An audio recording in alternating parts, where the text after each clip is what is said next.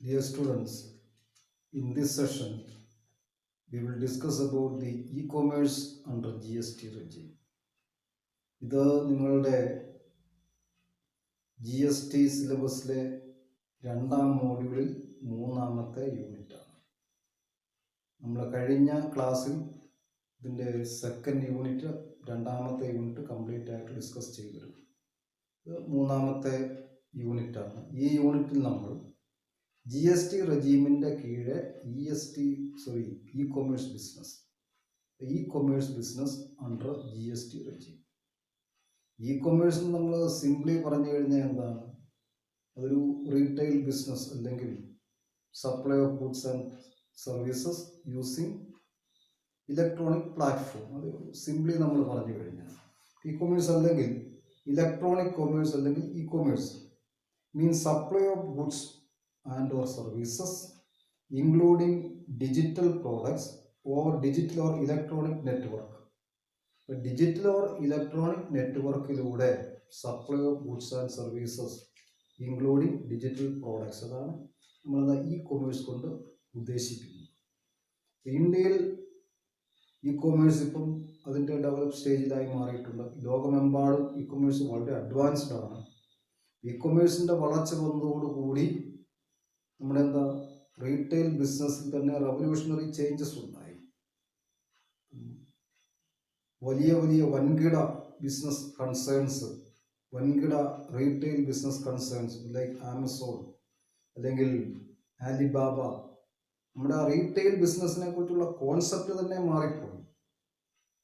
നേരത്തെ നമ്മുടെ മനസ്സിലിരുന്നൊരു concept, retail business എന്ന് പറഞ്ഞാൽ ഒരു ചെറുകിട കച്ചവടക്കാരൻ കുറേ സാധനങ്ങൾ വാങ്ങുന്നു, അയാളത് വിൽക്കുന്നു.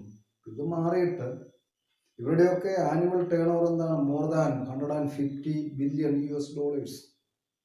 ആമസോണിൻ്റെ ആനുവൽ ടേൺ ഓവർ 170ഓളം, മോർ ദാൻ 170 ബില്യണാണ് വരുന്നത് ആലിബാബയ്ക്ക് more than 70 billion. Net worth അല്ലെങ്കിൽ net profit more than 10 billion. ഇതൊക്കെ എന്താ? വൻകിട വലിയ വലിയ പ്രസ്ഥാനങ്ങളായി മാറി. Emergence of e-commerce revolutionized the concept of retail business. Retail ബിസിനസിൻ്റെ ആ കോൺസെപ്റ്റ് തന്നെ മാറി. ഇ-കൊമേഴ്സ് പറഞ്ഞത് electronic commerce or e-commerce means supply of goods and or services including digital products over digital or electronic network. Digital or electronic network ഉപയോഗിച്ചുള്ള supply of goods and സർവീസാണ് e-commerce കൊണ്ട് നമ്മൾ mean ചെയ്യുന്നത്. ഇനി ഈ supply of goods and services through electronic നെറ്റ്വർക്കിൽ നമ്മൾ രണ്ട് കാര്യങ്ങൾ കൃത്യമായിട്ട്, അല്ലെങ്കിൽ രണ്ട് ടേംസ് പ്രധാനമായിട്ട് ഓർത്തിരിക്കണം. ആദ്യത്തെ ഒരു ടേമാണ് എന്താണ്? ഒരു ഇ-കൊമേഴ്സ് പ്ലാറ്റ്ഫോം എന്താണ്? ഇ-കൊമേഴ്സ് പ്ലാറ്റ്ഫോം, ഇ-കൊമേഴ്സിലൊരു ഇ-കൊമേഴ്സ് പ്ലാറ്റ്ഫോം ഉപയോഗിച്ചാണ് റീറ്റെയിൽ ബിസിനസ് നടത്തുന്നത്, അല്ലെങ്കിൽ supply of goods and services ഇ-കൊമേഴ്സിൽ എന്താ ചെയ്യുന്നത്? ഇ-കൊമേഴ്സ് പ്ലാറ്റ്ഫോം ഉപയോഗിച്ചാണ് ചെയ്യുന്നത്. പ്ലാറ്റ്ഫോം എന്ന് പറഞ്ഞു കഴിഞ്ഞാൽ it's A software application. So e-commerce platform is A software application which allows a business owner to manage their online sale. ഇതൊരു e-commerce platform is A software application which allows a business owner to manage his online sale operations. Online sale operations manage ചെയ്യുന്നതിന് ഒരു ബിസിനസ്മാനെ സഹായിക്കുന്ന software ആപ്ലിക്കേഷനാണ് e-commerce platform. ഇനി ഇങ്ങനെയുള്ള ഒരു e-commerce platform own ചെയ്യുകയോ manage ചെയ്യുകയോ ഓപ്പറേറ്റ് ചെയ്യുകയോ ചെയ്യുന്ന ഒരു പേഴ്സണാണ് ഇ-കൊമേഴ്സ് ഓപ്പറേറ്റർ. ഇ-കൊമേഴ്സ് ഓപ്പറേറ്റർ എന്ന് കഴിയുമ്പോൾ എന്നാ? A person who owns, operate or manages an electronic platform. ഒരു ഇലക്ട്രോണിക് പ്ലാറ്റ്ഫോം അല്ലെങ്കിൽ ഇ-കൊമേഴ്സ് പ്ലാറ്റ്ഫോം ഓൺ ചെയ്യുകയോ ഓപ്പറേറ്റ് ചെയ്യുകയോ മാനേജ് ചെയ്യുകയോ ചെയ്യുന്ന ഒരു വ്യക്തിയാണ് ഇ-കൊമേഴ്സ് ഓപ്പറേറ്റർ. നമ്മൾ ആ ഒരു ഇ-കൊമേഴ്സ് പ്ലാറ്റ്ഫോമിന് എക്സാമ്പിൾ എടുത്തു കഴിഞ്ഞാൽ എന്താ? ബിഗ് കൊമേഴ്സ് അല്ലെങ്കിൽ ഷോപ്പിഫൈ, ഇതെല്ലാം ഇ-കൊമേഴ്സ് പ്ലാറ്റ്ഫോമിൻ്റെ എക്സാമ്പിൾസ് ആണ്. അല്ലെങ്കിൽ പ്രസ്റ്റഷോപ്പ് ഒരു ഇ-കൊമേഴ്സ് പ്ലാറ്റ്ഫോമാണ്. വൂകൊമേഴ്സ്, ഇതെല്ലാം എന്താ? ഇ-കൊമേഴ്സ് പ്ലാറ്റ്ഫോമുകളാണ്. ഈ പ്ലാറ്റ്ഫോമുകൾ, ഇതുപോലെയുള്ള പ്ലാറ്റ്ഫോമുകൾ ഓൺ ചെയ്യുകയോ ഓപ്പറേറ്റ് ചെയ്യുകയോ മാനേജ് ചെയ്യുകയോ ഒക്കെ ചെയ്യുന്ന വ്യക്തികൾ എന്തായിട്ട് മാറുന്നു? ഇ കൊമേഴ്സ് ഓപ്പറേറ്റേഴ്സ് ആയിട്ട് മാറും. ഇപ്പം ആമസോൺ ഒരു ഇ കൊമേഴ്സ് ഓപ്പറേറ്ററാണ്. ആലിബാബ ഒരു ഇ കൊമേഴ്സ് ഓപ്പറേറ്ററാണ്. നമ്മൾ ഇന്ത്യൻ കോൺസെപ്റ്റിൽ ഇന്ത്യയിലൊക്കെ പോപ്പുലറാന്ന് കഴിഞ്ഞാൽ ഫ്ലിപ്കാർട്ട് ഒരു ഇ കൊമേഴ്സ് ഓപ്പറേറ്ററാണ്. കേരളത്തിൽ നമുക്ക് കാണാവുന്ന ടെലിവിഷനിലൊക്കെ സ്ഥിരമായിട്ട് കാണാവുന്ന നാപ്റ്റോൾ അതൊരു ഇ കൊമേഴ്സ് ഓപ്പറേറ്ററാണ്. ഇവരെല്ലാം എന്താ ചെയ്യുന്നത്? Doing retail business using N electronic platform, E commerce platform. E commerce platform ഉപയോഗിച്ച് റീറ്റെയിൽ ബിസിനസ് നടത്തുന്നു. അവരെന്താ? ഇ കൊമേഴ്സ് ഓപ്പറേറ്റേഴ്സ് ആയിട്ട് മാറും. നമ്മൾ ഈ കാര്യങ്ങൾ ഓർത്തിരിക്കുക. അപ്പം എന്താണ് ഇ കൊമേഴ്സ്? എന്താണ് ഇ കൊമേഴ്സിന്റെ മീനിങ്? അതുപോലെ what is N E commerce platform? Who is an e-commerce operator? Then നമ്മൾ നോക്കിക്കഴിഞ്ഞാൽ suppliers on e-commerce platforms. Suppliers on e-commerce platforms are persons who supply goods or services on an e-commerce platform. എന്താ? E-commerce പ്ലാറ്റ്ഫോമിൽ ഗുഡ്സും സർവീസും supply ചെയ്യുന്ന വ്യക്തികളാണ് suppliers on e-commerce platform. E-commerce platform ഉപയോഗിച്ച് ഗുഡ്സും സർവീസും supply ചെയ്യുന്ന ആളുകൾ എന്താണ്? Suppliers on e-commerce platform.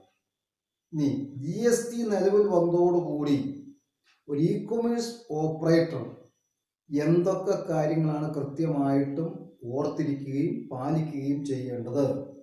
Requirements from an e-commerce operator under GST. Requirements, എന്തൊക്കെ റിക്വയർമെന്റ്സ് ആണ് GST പ്രകാരം ഇ കൊമേഴ്സ് ഓപ്പറേറ്റർ ഫുൾഫിൽ ചെയ്യേണ്ടത്? ഇത് കൃത്യമായിട്ട് അതിൻ്റെ രജിസ്ട്രേഷൻ വരും, അതുപോലെ തന്നെ ഫയലിംഗ് ഓഫ് റിട്ടേൺസ് വരും, ടാക്സ് കളക്ഷൻ വരും, അതുപോലെ എന്താ പേയ്മെന്റ് ഓഫ് ടാക്സ് വരും. ഈ കാര്യങ്ങളെല്ലാം ഇ കൊമേഴ്സ് ഓപ്പറേറ്റേഴ്സിന് കൃത്യമായിട്ടും റിക്വയർമെന്റ്, എന്തൊക്കെ റിക്വയർമെന്റ് ആണുള്ളത് GST ആക്ടിൽ വളരെ വ്യക്തമായിട്ട് പറഞ്ഞിട്ടുണ്ട്. അത് നമുക്ക് പ്രധാനമായിട്ടും ഒരു 6 പോയിന്റുകളാണ് റിക്വയർമെന്റ്സ് ആയിട്ട് GST ലോയിൽ പറഞ്ഞിരിക്കുന്നത്. ഇതിൽ നമ്പർ 1 ആയിട്ട് പറഞ്ഞിരിക്കുന്നത് all the provisions of the relevant GST law shall apply to such electronic commerce operator. അപ്പോൾ GST ലോയുടെ എല്ലാ പ്രൊവിഷൻസും, റിലവൻ്റ് ആയിരിക്കുന്ന എല്ലാ പ്രൊവിഷൻസും ഒരു ഇ കൊമേഴ്സ് ഓപ്പറേറ്റർ ആപ്ലിക്കബിൾ ആണ്. As if the supplier is liable for paying tax in relation to supply of such services. അപ്പം ഒരു ഇ കൊമേഴ്സ് സപ്ലയറിന്റെ as if he is liable to pay tax. Tax pay ചെയ്യാൻ liability ഉള്ള ഒരു സപ്ലയറെ പോലെ തന്നെ GST ആക്ടിന്റെ എല്ലാ പ്രൊവിഷൻസും ഒരു ഇ കൊമേഴ്സ് ഓപ്പറേറ്റർക്കും ബാധകമായിരിക്കും. E-commerce operators are subject to all the provisions of the GST rule. GST ലോയുടെ എല്ലാ പ്രൊവിഷൻസും ഇ കൊമേഴ്സ് ഓപ്പറേറ്റേഴ്സിനും ബാധകമായിരിക്കും. അതാണ് ആദ്യത്തെ ഒരു പ്രധാനപ്പെട്ട കാര്യമായിട്ട് ഓർത്തിരിക്കേണ്ടത്. അല്ലെങ്കിൽ ഒരു ഫസ്റ്റ് റിക്വയർമെന്റ് അതാണ്. എല്ലാ ഇ കൊമേഴ്സ് ഓപ്പറേറ്റേഴ്സും GST ലോയുമായിട്ട്, GSTയിലെ എല്ലാ റിലവൻറ്റ് ലോയുമായിട്ട് subject to all the relevant laws. രണ്ടാമത്തെ ഒരു റിക്വയർമെന്റ് ആണ് all e-commerce operators or suppliers on e-commerce platform. അപ്പം suppliers on e-commerce platforms, അപ്പം ഇ കൊമേഴ്സ് പ്ലാറ്റ്ഫോം ഉപയോഗിച്ച് ഗുഡ്സ് ആൻഡ് സർവീസിന്റെ സപ്ലൈ നടത്തുന്ന ആളുകൾ they are not e-commerce platform operators. Operators എന്താ? അവര് ഒരു ഇ കൊമേഴ്സ് പ്ലാറ്റ്ഫോം ഓൺ ചെയ്യുകയോ ഓപ്പറേറ്റ് ചെയ്യുകയോ മാനേജ് ചെയ്യുകയോ ചെയ്യുന്നുണ്ട്. ഇനി ഒരു ഇ കൊമേഴ്സ് പ്ലാറ്റ്ഫോം അവരുടെ സാധനങ്ങൾ സപ്ലൈ ചെയ്യുന്നതിന് വേണ്ടി or the supply of their goods and services, those who use an e-commerce platform എന്താണ്? Suppliers on e-commerce platform. ഇപ്പോൾ 2 കാര്യങ്ങളുണ്ട്. All e-commerce operators or suppliers on e-commerce platforms are mandatorily required to register. Under GST. അപ്പോൾ എന്താ? എല്ലാ e-commerce ഓപ്പറേറ്റേഴ്സും സപ്ലയേഴ്സും നിർബന്ധമായിട്ടും GST law പ്രകാരം register ചെയ്തിരിക്കണം. മാൻഡേറ്ററി റിക്വയർഡ് ആണ്, അതൊരു മാൻഡേറ്ററി റിക്വയർമെന്റ് ആണ്. അവരെന്താ? They have to register under the GST provisions under GST irrespective of their turnover. ഇവിടെ എന്താ?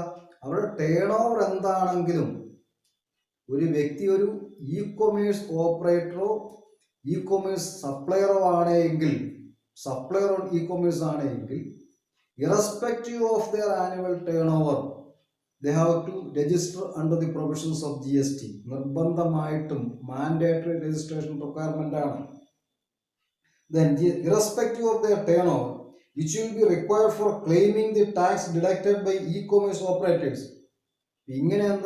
ഇങ്ങനെ രജിസ്ട്രേഷൻ ഉള്ള ആളുകൾക്ക് മാത്രമേ ടാക്സ് ഡിഡക്ഷൻ ക്ലെയിം ചെയ്യാൻ സാധിക്കുകയുള്ളൂ. Irrespective of their annual turnover, all e-commerce operators and suppliers on e-commerce, they have to register under GST. അങ്ങനെ register ചെയ്താൽ മാത്രമേ അവർക്ക് ടാക്സ് ഡിഡക്ഷൻ ക്ലെയിം ചെയ്യാൻ സാധിക്കുകയുള്ളൂ. ഇതാണ് രണ്ടാമത്തെ requirement. Then the third requirement, the government. മൂന്നാമത് the government on recommendations of the GST council. ഇവിടെ എല്ലാം GST പ്രധാനപ്പെട്ട എല്ലാ തീരുമാനങ്ങളും എടുക്കുന്ന GST കൗൺസിലിന്റെ റെക്കമെൻഡേഷൻ അനുസരിച്ചാണ്.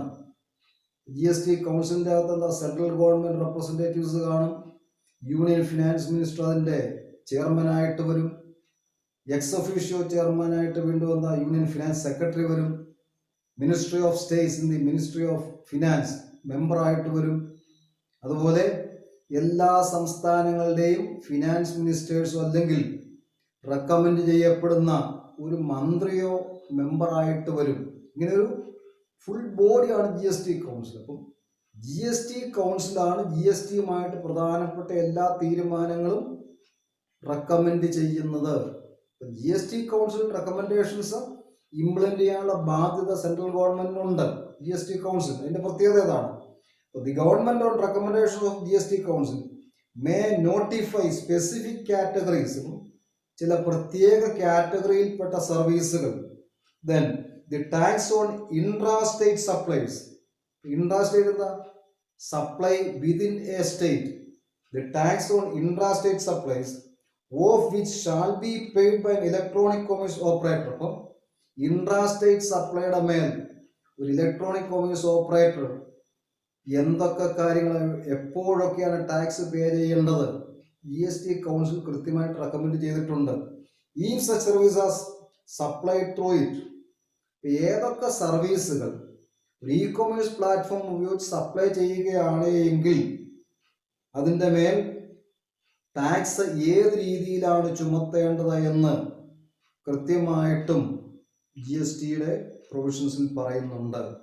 ഏതൊക്കെ കാറ്റഗറിയിൽപ്പെട്ട സർവീസുകളുടെ മേൽ ടാക്സ് ചുമത്താം as per the recommendation of the GST council. ഇതാണ് മൂന്നാമത്തെ റിക്വയർമെന്റ്. അപ്പം ഒരു ഇ കൊമേഴ്സ് ഓപ്പറേറ്റർ ഈ കാര്യങ്ങളെക്കുറിച്ചൊക്കെ വ്യക്തമായ ധാരണയുള്ള ആളായിരിക്കണം. ഒരു മാൻഡേറ്ററി റിക്വയർമെന്റ് ആയിട്ടാണ് വരുന്നത്. നിർബന്ധമായിട്ടും പാലിച്ചിരിക്കേണ്ട റിക്വയർമെന്റുകളാണ്, മാൻഡേറ്ററി റിക്വയർമെന്റ് ആയിട്ടാണ് വരുന്നത്. അപ്പം നാലാമത്തെ requirement, if the e-commerce operator does not have a physical presence. ഇനി ഇ-കൊമേഴ്സ് ഓപ്പറേറ്റർക്ക് ഒരു പ്രത്യേക ടെറിട്ടറിയിൽ ഫിസിക്കൽ പ്രസൻസ് ഇല്ല. ഒരു ഇ-കൊമേഴ്സ് ഓപ്പറേറ്ററിന്റെ ഫിസിക്കൽ പ്രസൻസ് ഒരു പ്രത്യേക ടെറിട്ടറിയിൽ ഇല്ല എങ്കിൽ എങ്ങനെ ടാക്സ് കളക്ട് ചെയ്യും, അല്ലെങ്കിൽ എങ്ങനെ ടാക്സിന്റെ പേയ്മെന്റ് നടത്തും? Does not have physical presence in the taxable territory. ഒരു ടാക്സബിൾ ടെറിട്ടറിയിൽ ഇ കൊമേഴ്സ് ഓപ്പറേറ്റർക്ക് ഫിസിക്കൽ പ്രസൻസ് ഇല്ല എങ്കിൽ then a person representing such electronic commerce operator, അപ്പോൾ അവിടെ ഒരു ഇലക്ട്രോണിക് കൊമേഴ്സ് ഓപ്പറേറ്റർ റെപ്രസെന്റ് ചെയ്യുന്ന ഒരു വ്യക്തി ഉണ്ട് എങ്കിൽ ആ വ്യക്തിക്കായിരിക്കും ടാക്സിന്റെ പേയ്മെന്റ് ലയബിലിറ്റി വരുന്നത്. then a person representing such electronic commerce operator for any purpose, ഏതെങ്കിലും പർപ്പസിന് വേണ്ടി ഒരു ഇ കൊമേഴ്സ് ഓപ്പറേറ്ററെ ഒരു വ്യക്തി ആ പർട്ടിക്കുലർ ഏരിയയിൽ അല്ലെങ്കിൽ ഒരു പർട്ടിക്കുലർ ടാക്സബിൾ ടെറിട്ടറിയിൽ പ്രവർത്തിക്കുന്നുണ്ട് എങ്കിൽ will be liable to pay tax. അവിടെ എന്താ, ആ വ്യക്തിക്കായിരിക്കും പേ ചെയ്യാനുള്ള ലയബിലിറ്റി ഉണ്ടാകുന്നത്. ഒരു പർട്ടിക്കുലർ ടാക്സബിൾ ടെറിട്ടറിയിൽ ഒരു ഇ കൊമേഴ്സ് ഓപ്പറേറ്റർക്ക് ഫിസിക്കൽ പ്രസൻസ് ഇല്ല. അങ്ങനെയുള്ള ഒരു ഏരിയ ആണെങ്കിൽ ആ പർട്ടിക്കുലർ ടാക്സബിൾ ടെറിട്ടറിയിൽ ഒരു ഇ കൊമേഴ്സ് ഓപ്പറേറ്റർ ഏതെങ്കിലും രീതിയിൽ റെപ്രസെന്റ് ചെയ്യുന്ന ഒരു വ്യക്തി ഉണ്ട് എങ്കിൽ ആ വ്യക്തിക്കായിരിക്കും ടാക്സ് പേയ്മെന്റ് ലയബിലിറ്റി വരുന്നത്. ഇനി അങ്ങനെ ഒരു വ്യക്തിയും കൂടെ ഇല്ല എങ്കിൽ ഇ കൊമേഴ്സ് ഓപ്പറേറ്റർ ഒരു വ്യക്തിയെ അപ്പോയിന്റ് ചെയ്ത് ആ വ്യക്തിക്ക് ടാക്സ് പേയ്മെന്റിന്റെ ലയബിലിറ്റി കൊടുക്കണം. Then if there is no representative, ഒരു പർട്ടിക്കുലർ ടാക്സബിൾ ടെറിട്ടറിയിൽ ഇ കൊമേഴ്സ് ഓപ്പറേറ്റർക്ക് സ്വന്തമായ ഫിസിക്കൽ പ്രസൻസ് ഇല്ല, ഈ ഇ കൊമേഴ്സ് ഓപ്പറേറ്റർ റെപ്രസെന്റ് ചെയ്യുന്ന മറ്റൊരു വ്യക്തിയില്ല, അങ്ങനെയുള്ള ഒരു ഏരിയ വന്നു കഴിഞ്ഞാൽ if there is no representative, the operator will appoint a representative who will be held liable to pay GST. അപ്പം ഇ കൊമേഴ്സ് ഓപ്പറേറ്റർ ഒരു വ്യക്തിയെ അല്ലെങ്കിൽ ഒരു റെപ്രസെന്റേറ്റീവിനെ അപ്പോയിന്റ് ചെയ്യുകയും ആ റെപ്രസെന്റേറ്റീവിന് ടാക്സ് പേ ചെയ്യാനുള്ള ലയബിലിറ്റി ഉണ്ടാവുകയും ചെയ്യും. ഇതാണ് 4ാമത്തെ റിക്വയർമെന്റ്. ഒരു ഇ കൊമേഴ്സ് ഓപ്പറേറ്ററെ സംബന്ധിച്ചിടത്തോളം GST റെജീമിന്റെ 4th റിക്വയർമെന്റ് ആണ്. ഒരു ഇ കൊമേഴ്സ് ഓപ്പറേറ്റർക്ക് ഒരു പർട്ടിക്കുലർ ടാക്സബിൾ ടെറിട്ടറിയിൽ ഫിസിക്കൽ പ്രസൻസ് ഇല്ല എങ്കിൽ, ഒന്നെങ്കിൽ ആ ഇ കൊമേഴ്സ് ഓപ്പറേറ്റർ ഏതെങ്കിലും തരത്തിൽ റെപ്രസെന്റ് ചെയ്യുന്ന ഒരു വ്യക്തി ആ ഭാഗത്തുണ്ടെങ്കിൽ ആ വ്യക്തിക്ക് ടാക്സ് പേയ്മെന്റ് ലയബിലിറ്റി ഉണ്ടാകും. ഇനി അങ്ങനെ റെപ്രസെന്റേറ്റീവും കൂടെ ഇല്ല എങ്കിൽ ഒരു റെപ്രസെന്റേറ്റീവിനെ ഇ കൊമേഴ്സ് ഓപ്പറേറ്റർ നിയമിക്കുകയും ആ റെപ്രസെന്റേറ്റീവിന് ടാക്സ് പേയ്മെന്റ് ലയബിലിറ്റി ഉണ്ടാവുകയും ചെയ്യും. 4th റിക്വയർമെന്റ് ആയിട്ടാണ് വരുന്നത്. ദെൻ 5th റിക്വയർമെന്റ് ആയിട്ട് no threshold exemption has been provided to the electronic commerce operator. ഒരു ഇലക്ട്രോണിക് കൊമേഴ്സ് ഓപ്പറേറ്ററെ സംബന്ധിച്ചിടത്തോളം ത്രെഷോൾഡ് എക്സംഷൻ അവൈലബിൾ അല്ല. ഈ ത്രെഷോൾഡ് എക്സംഷൻ എന്ന് പറഞ്ഞാൽ നമ്മൾ രജിസ്ട്രേഷനെ സംബന്ധിച്ചുള്ള ടേൺ ഓവർ ബേസിൽ വരുന്ന എക്സംഷനാണ്. അപ്പം GST നിയമപ്രകാരം ഒരു വർഷം 20 ലക്ഷത്തിൽ താഴെയാണ് ഒരു ഡീലറിന്റെ ആനുവൽ ടേൺ ഓവർ വരുന്നെങ്കിൽ ഈസ് എക്സംപ്റ്റഡ് ഫ്രം രജിസ്ട്രേഷൻ. അപ്പം അങ്ങനെയുള്ള ഒരു റീറ്റെയിലർക്ക് എന്താ രജിസ്ട്രേഷൻ എടുക്കേണ്ട കാര്യമില്ല. ഇനി ഇത് ജനറൽ ആയിട്ട് പറയുന്നതാണ്. ഇനി if such a supplier is from the states of Arunachal Pradesh, അല്ലെങ്കിൽ ജനറലി പറഞ്ഞാൽ എന്താ, hilly states and north eastern region. ഈ aggregate turnover annual turnover വന്നിരിക്കുന്നത് 10 lakhs ആണ്. ഹില്ലി റീജിയൻ നമ്മുടെ അരുണാചൽ പ്രദേശ് വരും, then Jharkhand, again Mizoram, Manipur, Nagaland, Meghalaya, including Jammu and Kashmir. 2019 August 5 കഴിഞ്ഞപ്പോഴേക്കും including Jammu and Kashmir, Jammu and Kashmir ഉൾപ്പെടെയുള്ള ഹില്ലി ആൻഡ് നോർത്ത് ഈസ്റ്റേൺ റീജിയനിൽ പെടുന്ന സംസ്ഥാനങ്ങൾക്ക്, ആ സംസ്ഥാനങ്ങളിലെ ഒരു റീറ്റെയിൽ സപ്ലയർക്ക്, റീറ്റെയിൽ ഡീലർക്ക് അല്ലെങ്കിൽ ഒരു ബിസിനസ്മാൻ അയാളുടെ ആനുവൽ ടേൺ ഓവർ 10 ലക്ഷത്തിൽ താഴെയാണെങ്കിൽ രജിസ്ട്രേഷൻ ആവശ്യമില്ല. ഈ ഒരു എക്സംഷൻ ആണ് ത്രെഷോൾഡ് എക്സംഷൻ എന്ന് പറയുന്നത്. In case of an e-commerce operator, this particular threshold exemption is not applicable. അങ്ങനെ ഒരു എക്സംഷൻ അവർക്കില്ല. ഇ കൊമേഴ്സ് ഓപ്പറേറ്റർ ആണോ, irrespective of his annual turnover, he has to take registration. Registration നിർബന്ധമായിട്ടും എടുത്തിരിക്കണം. അങ്ങനെ registration എടുത്താൽ മാത്രമേ ഇവർക്ക് എന്താ ഇൻപുട്ട് ടാക്സ് ക്രെഡിറ്റ് ക്ലെയിം ചെയ്യാൻ സാധിക്കുകയുള്ളൂ, ടാക്സ് ക്രെഡിറ്റ് ക്ലെയിം ചെയ്യാൻ സാധിക്കുകയുള്ളൂ. ദെൻ നമ്മളതിൻ്റെ ആ ഒരു 20 ലക്ഷം പറഞ്ഞിരിക്കുന്നു. അതെന്താ ജനറൽ ആയിട്ട് പറയുന്നതാണ്. 10 ലക്ഷം നോർത്ത് ഈസ്റ്റേൺ സ്റ്റേറ്റ്സും അതുപോലെ ഹില്ലി സ്റ്റേറ്റ്സിലും ഒക്കെ വരുന്നതാണ്. ഇനി നമ്മൾ നോക്കിക്കഴിഞ്ഞാൽ എന്താ, ഒരു 2019 ചെറിയ ജി എസ് ടി കൗൺസിൽ ചെറിയൊരു എക്സംഷൻ കൂടെ കൊടുത്തിട്ടുണ്ട്. ആർക്കാ? MSMEസിന്, micro small and medium enterprises. അവർക്ക് 40 ലക്ഷവും 20 ലക്ഷവുമായിട്ട് കുറച്ചു. 20 ലക്ഷം ഇവിടെയാണ്. നോർത്ത് ഈസ്റ്റേൺ സ്റ്റേറ്റ്സിലും ഹില്ലി ഏരിയാസിലുമുള്ള MSMEസിന്റെ annual aggregate turnover 20 lakhs താഴെയാണെങ്കിൽ രജിസ്ട്രേഷൻ ആവശ്യമില്ല. മറ്റ് സംസ്ഥാനങ്ങളിൽ 40 ലക്ഷത്തിൽ താഴെയാണെങ്കിൽ രജിസ്ട്രേഷൻ ആവശ്യമില്ല.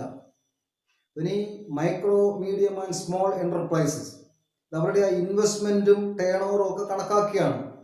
ഇൻവെസ്റ്റ്മെന്റും ടേൺ ഓവറും കണക്കാക്കിയാണ് ഒരു യൂണിറ്റ് മൈക്രോ യൂണിറ്റ് ആണോ, സ്മോൾ യൂണിറ്റ് ആണോ, അല്ലെങ്കിൽ മീഡിയം യൂണിറ്റ് ആണോ തീരുമാനിക്കുന്നത്. ഇത് ഒരു മീഡിയം യൂണിറ്റ് ആണെങ്കിൽ അതിന്റെ ഇൻവെസ്റ്റ്മെന്റ് എത്രയായിരിക്കും? അത് 50 crores അതുപോലെ തന്നെ ടേൺ ഓവർ 250 crores ആയിരിക്കും.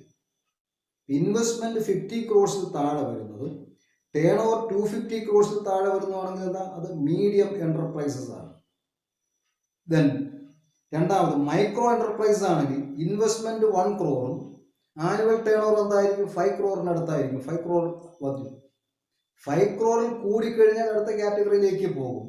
അതിന്റെ investment 1 crore, annual turnover aggregate turnover 5 crore. Then medium small വന്നു കഴിയുമ്പം investment 10 crore turnover 50 crore മാറും. അപ്പം ഇങ്ങനെയുള്ള മൈക്രോ, സ്മോൾ ആൻഡ് മീഡിയം എന്റർപ്രൈസസിന് 40 lakhs ആയിട്ട് മാറ്റിയിട്ടുണ്ട്.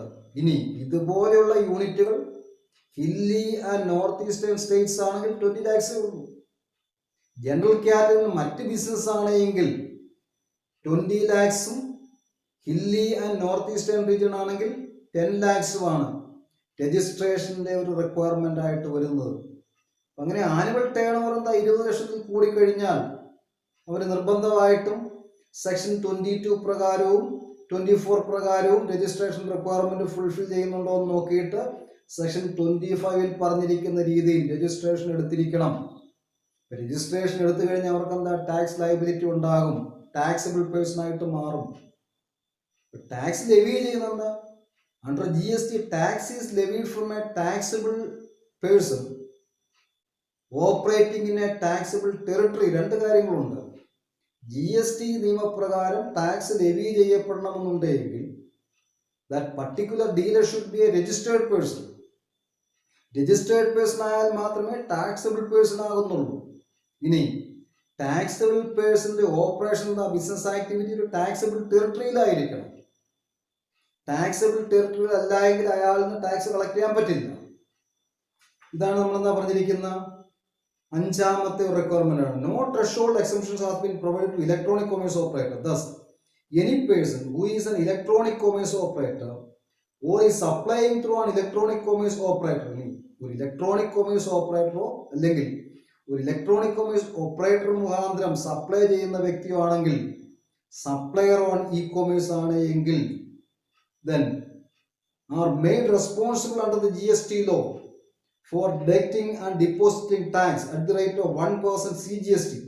ഇവർക്ക് എന്താ, ഒരു ഇ കൊമേഴ്സ് ഓപ്പറേറ്റർ അല്ലെങ്കിൽ ഇ കൊമേഴ്സ് പ്ലാറ്റ്ഫോം ഉപയോഗിച്ച് ഗുഡ് സപ്ലൈ ചെയ്യുന്ന ഒരു വ്യക്തിയോ ആണെങ്കിൽ അവർക്ക് ടാക്സ് ഡിഡക്ട് ചെയ്യാനുള്ള റെസ്പോൺസിബിലിറ്റി ഉണ്ട്. They are made responsible under GST law for deducting and depositing tax at the rate of 1% CGST. They have to deduct and deposit tax at the rate of 1% CGST and 1% SGST. രണ്ടുമുണ്ട്. CGST on intrastate ട്രാൻസാക്ഷൻസിന്റെ മേലാണ്. Intrastate ഒരു സംസ്ഥാനത്തിന്റെയോ അല്ലെങ്കിൽ ഒരു union ടെറിട്ടറിയുടെ ഉള്ളിൽ നടക്കുന്ന transactions ആണെങ്കിൽ location of the സപ്ലയറും പ്ലേസ് ഓഫ് സപ്ലൈയും if it is within a state or within a union territory അതെന്താ പറയുന്നത്, ഇൻട്രാസ്റ്റേറ്റ് ആയിട്ട് മാറും. So on all intrastate supply of goods and services an e-commerce platform operator അല്ലെങ്കിൽ e-commerce operator or supplier on e-commerce platform, they have to deduct 1% CGST, 1% SGST the deposit ചെയ്യണം. അവരെന്താ, ട്രാൻസാക്ഷൻ്റെ മേൽ 1% വീതം CGSTയും SGSTയും deduct ചെയ്ത് ഡെപ്പോസിറ്റ് ചെയ്തിരിക്കണം. Then made responsible for under the GST law for deducting and depositing tax at the rate of 1% CGST and 1% SGST from the aggregate value of taxable supplies. ഇങ്ങനെയുള്ള ആളുകൾ അല്ലെങ്കിൽ E commerce ഓപ്പറേറ്ററോ അല്ലെങ്കിൽ supplier on ഇ കൊമേഴ്സോ അവരുടെ aggregate value of taxable സപ്ലൈസിന്റെ 1% CGST ആയിട്ടും 1% SGST ആയിട്ടും കളക്ട് ചെയ്യുകയും ഡിപ്പോസിറ്റ് ചെയ്യുകയും ചെയ്യണം. ഇത് മാൻഡേറ്ററി ആയിട്ട് പറയുന്നതാണ്. എന്തുകൊണ്ടാണ്? Since threshold exemption is not available to them irrespective of their turnover. അവരുടെ ടേൺ ഓവർ എന്താണെന്നുള്ളത് ബാധകമല്ല. ഒരു ഇ കൊമേഴ്സ് ഓപ്പറേറ്റർ ആണോ supplier on e-commerce platform ആണോ നിർബന്ധമായിട്ടും ഈ 1% CGST 1% SGST അത് ഡിഡക്റ്റ് ചെയ്യുകയും ഡെപ്പോസിറ്റ് ചെയ്യുകയും ചെയ്തിരിക്കണം. Then any dealers traders selling goods or services online would get the payment after deduction of 2% tax. 2% tax deduct ചെയ്തതിനു ശേഷമേ ഒരു ഓൺലൈൻ പ്ലാറ്റ്ഫോം ഉപയോഗിച്ച് supply of goods and service നടത്തുന്ന ഡീലേഴ്സിന്റെ പേയ്മെന്റ് കിട്ടുകയുള്ളൂ.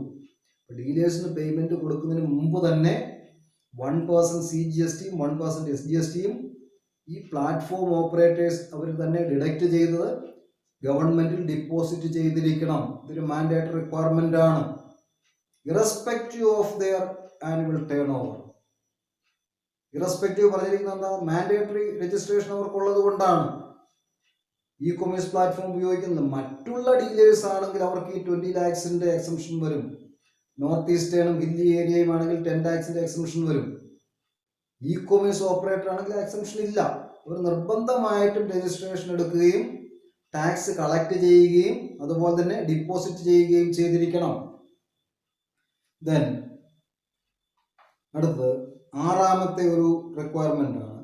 E commerce operator need to file GSTR 8 tax collected സോഴ്സുമായിട്ട് ബന്ധപ്പെട്ടതാണ്. GST return 8 by 10th of the month. അപ്പം എല്ലാ മാസവും 10ാം തീയതിയോടുകൂടി GST റിട്ടേൺ 8 ഫയൽ ചെയ്തിരിക്കണം. GST റിട്ടേൺ എന്താ? ടാക്സ് കളക്റ്റഡ് സോഴ്സുമായിട്ട് ബന്ധപ്പെട്ടതാണ്. Then and supplies 10th of the month and supplies on e-commerce platforms. ഇതെന്താ? ഇ കൊമേഴ്സ് ഓപ്പറേറ്റേഴ്സ് ആണ്. എല്ലാ ഇ കൊമേഴ്സ് ഓപ്പറേറ്റേഴ്സും എല്ലാ മാസവും 10ാം തീയതിയോടുകൂടി GST റിട്ടേൺ 8 അത് ഫയൽ ചെയ്തിരിക്കണം. അതുപോലെ പ്ലാറ്റ്ഫോം വന്നു കഴിയുമ്പോൾ they are required to file periodical returns. Periodical returns അവർ ഫയൽ ചെയ്യണമെന്നാണ് പറയുന്നത്. പീരിയോഡിക്കൽ റിട്ടേൺസ് അണ്ടർ GST പ്രകാരം പീരിയോഡിക്കൽ റിട്ടേൺസ് അത് പ്രധാനമായിട്ടും എന്താ? GST return 1, GST return 2A, GST return 2 and GST ITC. GST എന്താ? ITC 1. ഇത്രയും റിട്ടേൺസ് അവർ ഫയൽ ചെയ്തിരിക്കണം. GST റിട്ടേൺ 1 എന്താ? അതൊരു മന്ത്ലി റിട്ടേൺ ആണ്. GSTR 1 monthly return that summarises all sales of a taxpayer. All sales of a tax pair അതെന്താ? On outward supplies. ഒരു outward സപ്ലൈയുടെ മേലുള്ള മന്ത്ലി റിട്ടേൺ ആണ്. ഔട്ട്വേർഡ് സപ്ലൈസിന്റെ മേലുള്ള മന്ത്ലി റിട്ടേൺ എന്തായിട്ട് വരും? GST return 1, GST return 1. രണ്ടാമത് GST return 2 ഉണ്ട്. ഇത് contain details of all the purchases. അപ്പം GSTR 2 contains details of all the purchases. എല്ലാ വാങ്ങലുകളുടെയും ഡീറ്റെയിൽസ് ആണ്. GSTR 2-ൽ GST റിട്ടേൺ 2 പ്രകാരം 2 എന്ന് പറഞ്ഞാൽ പർട്ടിക്കുലർ ഫോം ഉണ്ട് ഇതിന്. GST റിട്ടേൺ 2 പ്രകാരം എല്ലാ പർച്ചേസിന്റെയും ഡീറ്റെയിൽസ് കണ്ടെയ്ൻ ചെയ്യുന്ന ഒരു റിട്ടേൺ. അത് ഒരു മാസത്തേക്ക് ഉള്ള ഡീറ്റെയിൽസ് പർച്ചേസിന്റെ ഡീറ്റെയിൽ അത് റെക്കോർഡ് ചെയ്തില്ലെങ്കിൽ അത് ഉൾപ്പെടുന്ന ഒരു റിട്ടേൺ ആണ് ഫയൽ ചെയ്യേണ്ടത് GST 2 പ്രകാരം. ദെൻ 2A ഇതും പർച്ചേസ് റിലേറ്റഡ് ആണ്. Tax return. ഇപ്പം GSTR 2 എന്താ? ഇറ്റ് ഈസ് ഓട്ടോമാറ്റിക്കലി ജനറേറ്റഡ് ആണ്. അപ്പം നമ്മൾ GSTR 1 ഫയൽ ചെയ്യുന്നതോടുകൂടി GSTR 2A ഇതുമായിട്ട് GSTR 1ന്റെ പർച്ചേസുമായിട്ട് ബന്ധപ്പെട്ട ഡീറ്റെയിൽസ്. അപ്പം purchase related tax return automatically generated by the GST portal. GST പോർട്ടലിൽ GSTR 1 ഫയൽ ചെയ്യുന്നതോടുകൂടി GSTR 2A ഓട്ടോമാറ്റിക്കലി ജനറേറ്റ് ചെയ്യപ്പെട്ടിരിക്കും. ദെൻ GST ITC ഇത് for claiming input tax credit by newly registered taxpayers. അപ്പം GST ITC 1 is related to newly registered taxpayers. So, newly registered taxpayers input tax credit claim ചെയ്യുന്നതിന് വേണ്ടിയുള്ള ഒരു particular format ആണ് GST ITC 1. പ്രധാനമായിട്ടും ഇത്രയും കാര്യങ്ങളാണ് E commerce operators GST റെജീമിന്റെ കീഴിൽ ഓർമ്മിച്ചിരിക്കേണ്ടത്. So with this we can stop today's session. Thank you.